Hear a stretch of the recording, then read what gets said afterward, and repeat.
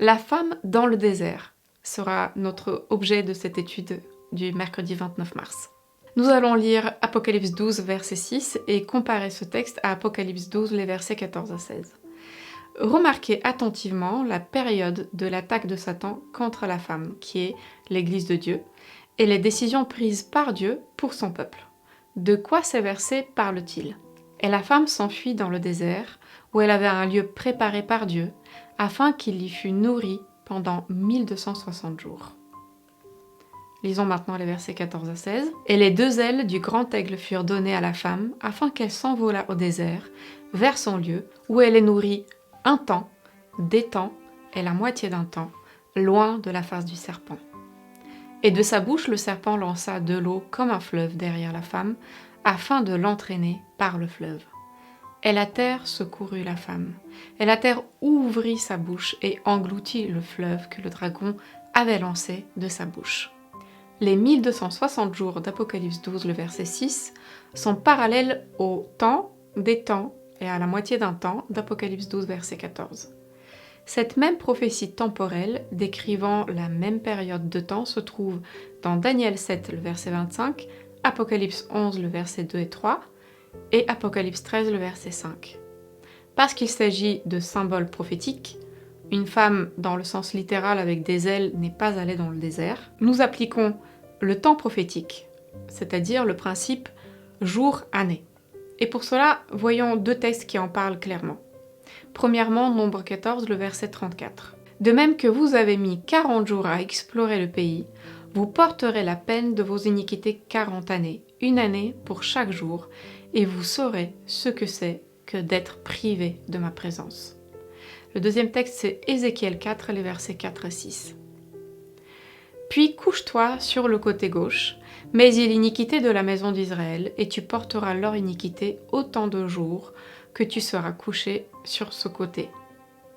Je te compterai un nombre de jours égal à celui des années de leurs iniquités. 390 jours, tu porteras ainsi l'iniquité de la maison d'Israël. Quand tu auras achevé ces jours, couche-toi sur le côté droit, et tu porteras l'iniquité de la maison de Juda pendant 40 jours. Je t'impose un jour pour chaque année. » Cela signifie simplement qu'un jour prophétique équivaut à une année. En commentant cette même période de temps prophétique dans Apocalypse 11, le verset 2, Andrews University Study Bible déclare « Les interprètes historistes ont donc généralement compris la période de 1260 jours prophétiques comme signifiant 1260 années littérales, allant de 538 à 1798. Une église corrompue, ainsi qu'un État corrompu opprimèrent, persécutèrent et parfois massacrèrent le peuple fidèle de Dieu. Cette persécution féroce et satanique des chrétiens croyant à la Bible était une extension du grand conflit entre le bien et le mal.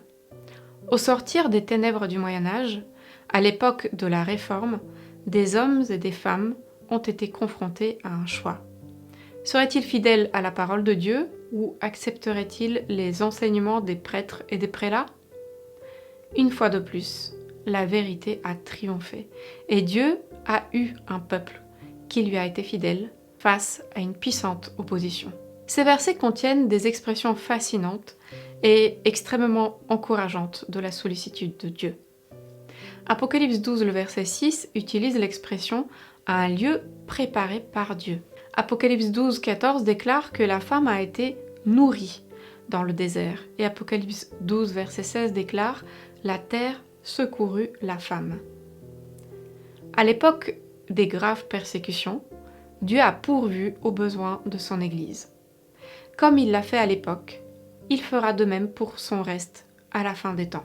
Décrivez un moment d'épreuve ou de difficulté dans votre vie où vous auriez pu facilement vous décourager, mais où Dieu vous a fourni un lieu de refuge et vous a nourri dans vos défis. Comment Dieu vous a-t-il soutenu lorsque vous en aviez le plus besoin ? Racontez-nous en commentaire et retrouvons-nous demain pour la suite.